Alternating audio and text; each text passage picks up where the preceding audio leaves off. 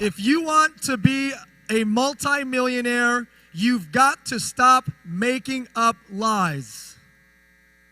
Now, we call them excuses because they're nicer, but an excuse is nothing more than a well-planned lie. That's it. And the person that we lie to the most is not others. The person we lie to the most is who? Ourselves. And it's things like, I can't do it. That's a lie. I'm not good enough. That's a lie. Or I'm working as hard as I can. Lie. I'm doing exactly what I'm supposed to be doing. Lie. I said exactly how you told me to say it. Lie. I'm going to be on my challenge every single day. Liar. So some of them are personal attacks against yourself because you self-defeat, you self-sabotage.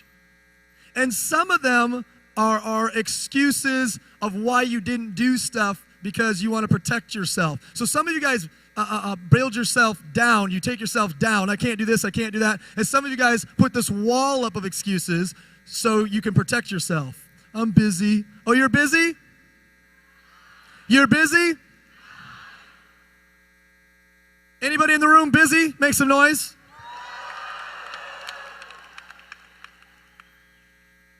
We all have been there in one way, shape, or form. I don't have any money. Join the club. I moved from Michigan to California when I was 20 years old. I was like, you know what? I'm going to go to California with one other guy because there's nobody in San Diego and I'm going to take it over. My brilliant uplines sit me down. They sit me, I drive 2 hours to meet with them. They sit me down, we want to take you to dinner. We want to have a chat with you before you go. You know what the opening sentence was? Listen, Nick, we know you think you're moving to California and you're just going to take the place over. That was what they said to me. I was like, wow, this is one hell of a pep talk, boys. Let me write this down. What never to say to someone in your team. At the end of this pep talk at TGI Fridays, they didn't even buy my dinner. Top producer for them. You asked me to dinner. I moved to California, me and one other guy. $2,000 in the bank account, everything I owned, U-Haul, let's go. Didn't have a place to live when we got there. U-Haul broke down 37 miles outside on a 2-day trip. Everything we own in the U-Haul, they got to take the U-Haul with everything we own and bring it to U-Haul. We don't got any stuff or anywhere to live. For days, it takes us to go get our stuff out of the back of a U-Haul that's in the broken down U-Haul place. And luckily, we crashed with we didn't even know the person we crashed with. It was a friend of a friend of a friend of a friend that made a connection with the guy I was with. They met each other, fell in love at first sight, are still married now for 12, 13 years. We got 4 kids. He's an ambassador in Visalis. Ryan Blackport is his name, by the way. And at that point, we were just going to take over the world. We lived in 3 of us in a 2-bedroom. Rent was $700 a month, and we could barely afford it. We lived off pasta, grilled cheese, peanut butter sandwiches. I didn't really like ramen noodles, but they kind of did. And this is what we lived off. Because as a regional director, I was making $1,500 a month. What's your excuse? First thing we did is we recruited everyone we could find, and we put them in a room. I hear people sometimes like, when are you going to launch this market? Well, you know, nobody this, nobody. Just pick a room, pick a date, put 100 people in the room, and you've launched the market. Well, you know, lie. The only thing that I can tell is you don't have the desire. Because if you had a desire, you'd put 100 people in that room. If you were going to lose your house, if you were going to be homeless, they were going to take your cars, if they were going to put your family on the street, if they were going to strip you of everything you owned, if you didn't put 100 people in a room, by 30 days from now, you would put 100 people in a room. There's a desire problem. That's it. A hunger issue, a drive issue. You want to know what it takes? It takes discipline. It takes hunger. It takes drive. It takes a will to win. And it takes the willingness to get knocked down and get back up and knocked down and get back up and knocked down and get back up. Will you get knocked down and get back up? Who will get knocked down and get back up?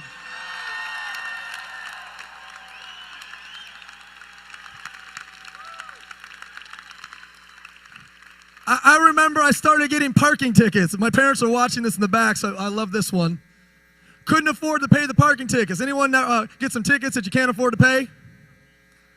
And they started accumulating and more parking tickets and more. It doesn't matter where you are in San Diego, you're getting a parking ticket.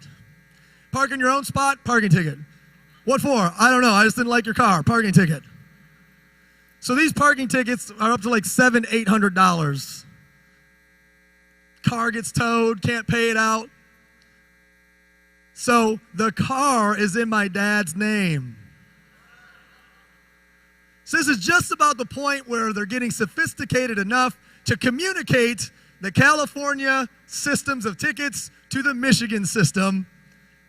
And I'll tell you what, Dad finds out there's $800 in unpaid parking tickets, which is about $8 million now today with inflation. And about $8 billion in his mind of frugalness. And the family was breaking apart. You know what else? I dropped out of college. It wasn't that I wasn't good at it. I just wasn't interested. Once I started making a few thousand a month, I'm looking at professors going, I'm almost catching you, like. And then I had an economy teacher. He taught me a word that I'll never forget. The best thing I ever learned in college. It was called opportunity cost. You guys hear me train on it sometimes. He says there's a cost of doing something. There's a cost of what you miss when you do something. I was like, you are right. I'm missing a ton sitting in this class. Gotta go. I'm not recommending to anybody in school to leave school. That was my path. Blake graduated 3 years, top 6 university, 2 degrees, a double major, magna cum laude, while becoming a top producer in network marketing and running his fraternity. Yeah. Blake, magna cum laude, 4-year university and 2 degrees in 3 years. Nick, Lorda let me pass 3 years in a 2-year school. Do the math there. So, dropped out of college, and that was like icing on the cake. Don't come home for Christmas. Because they had worked so hard their entire life to be able to create a lifestyle for us. And the only thing they could think of is, we didn't go to school, you need to go to school. It's the only way to have a better life. But there was other ways. Entrepreneurship is one of those ways. And I knew it. And I knew it deep down. And I know you know what I'm talking about. I know 90% of you, 10% of you are going, I don't know what this guy's talking about. 90% of you know ever since you were a kid that you were meant to do something special. You just didn't know what it was. How many of you guys know exactly what I'm talking about right now? You know, it's like I can look at them like, you knew ever since you were a kid. It's like the Matrix. It's like, you know there's something, right? You just know there's something wrong. We just knew. You know too. But what are you going to do when you leave here? You're going to get sucked back into an environment of that's not going to work and that's never going to happen, or good luck with that. All the stuff that Kyle talked about with the Dream Stealers, you're going to get sucked back into that. That's up to you. Or a lot of you guys will be the two cools. The two cools, they call it keeping up with the Joneses. You got these people to impress because they make 6 figures and you make 6 figures. They're just, all 6 figures means they're more in debt than everybody else. They spend more money than everybody else. But you're busy making sure they don't make you feel bad, or you're busy that you don't want them to talk bad about you at the picnic, so you don't follow your dreams. Because, you know, the insurance salesman is going to talk bad about me at the softball game. What? Who cares? A, is he the person that puts food on your table? B, is that the person you want to follow and be like? That's your mentor, that's your hero? C, it's a softball game. Like, most people that are out there spending time watching TV and playing games that don't mean anything to anyone outside of them, they're trying to relive their high school days. That's it. I mean, at some point, the campfire story about how you scored the touchdown in the playoff game 17 years ago. Wow, that was weird. I graduated 17 years ago. I thought 17 sounded like a big number, but I guess not. 25 years ago. Whew.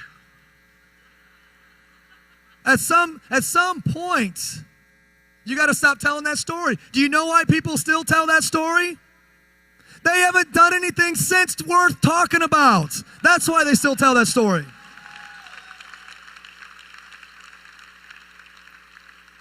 But that's not you.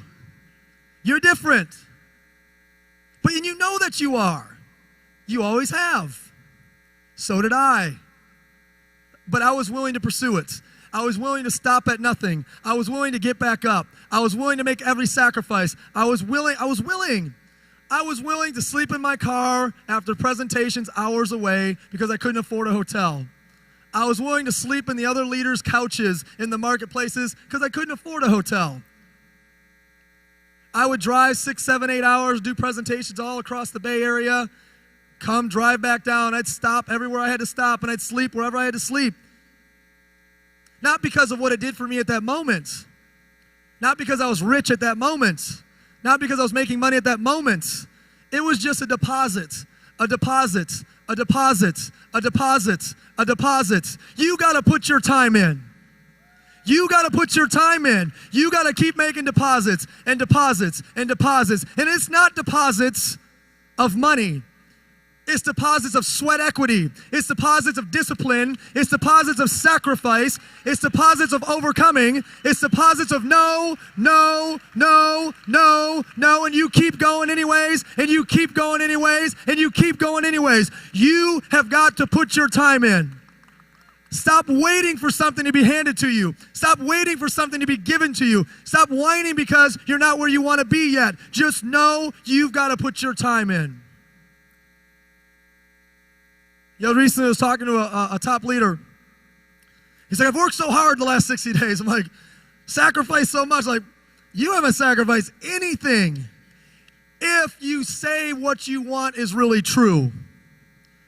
If you say you want this, the next 60 days is going to look like the next 6 years. Do you want to know why I believe in the last 4 years we've earned $10 million? Because I deposited so much from age 18 to 31 before I made that $10 million. I believe that I sacrificed as much as anybody. You know what people would say to me? Like, Nick, these are your college years. These are the best years of your life. Like, that's a sad story if that's true. Because all I know is, ever since I was 18, my life's got better every single year, and it will every year to come. Not because we made more money this year and that year and that year, because we didn't. Man, I remember getting it to the peak. I'm about to cross the finish line. I'm about to be an ambassador level rank. 3rd year in business.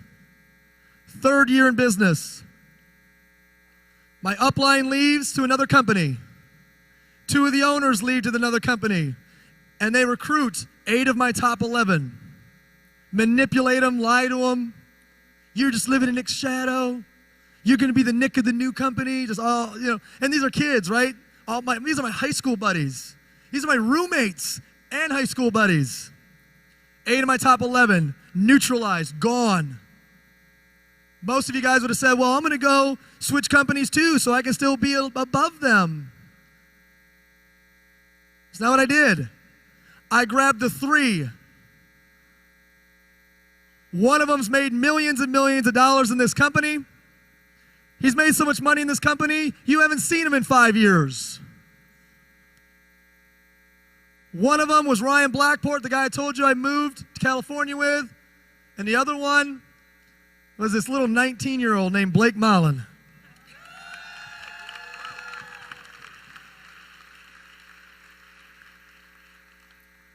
I didn't quit.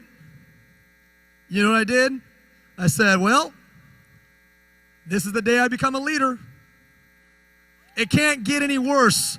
It can't get any worse than this moment right here. It can't get any worse than the 3 people you live with, your 3 best friends from high school, your upline and the 2 owners of the company, ripping all of it apart that you've worked so hard for. Can't get any worse than that. And you know what? I was right. When the company went out of business, that was hard. Not nearly as hard as when I had 8 of my 11 who I thought were going to be the ones that took me to the promised land. The 11 I thought that would be in this front row right here. Gone. That was hard. Company going out of business and us making a decision to fund the bank account and cut our pay and not take any money for years. That was easy. In 2009, when our sales fell from $3 million to $600,000 and we went all in, easy decision. It was hard when 8 of my top 11 left when I was 21. That was hard. When we decided to buy back the company, easy decision. So why are these things, why do we keep doing these things over and over and over again? Because that's what leaders do. You got to make a decision. Who are you? What do you stand for? What are you made of? What are you willing to give up? What are you going to go through to get there? And what story will you tell $10 million later to a crowd full of people to inspire them, to help them live the best life that they can possibly live? What are you willing to do? What are you willing to give up? How much are you willing to get up? How often are you willing to get up? Are you willing to get up over and over and over again? Are you willing to sacrifice? Are you willing to get no's? Are you willing? Because this is a new beginning. This is a new beginning right now. And I need you guys on this stage as quickly as you're ready to make enough deposits. And if you're willing to make the deposits now, then I'll see you on the stage in April. And some of you guys, you're going to make a ton of deposits by April, and you still won't be on the stage, and you'll quit. Well, why? I made the deposits. It's simple, guys. Your skill level's not high enough. You just need more repetition. I got a B- in public speaking in high school. I was deathly afraid to sing karaoke for the first time at age 19. Speaking is just repetition. Recruiting is just repetition. Presentations are just repetition. Leadership is just repetition. But here's what's not repetition: what you stand for. That's not repetition. And if you stand for quitting, then you'll quit before you go after it. If you stand for leaving, then you'll leave before it gets done. If you stand for, I don't have my heart in it, I'm not this, then you'll leave and you'll quit. You got to make a decision. This is what I stand for. And if that's true, then you will not be denied and you will not be turned down. How many of you guys refuse, and I mean refuse to be denied, and you will stop at nothing to have the life of your dreams?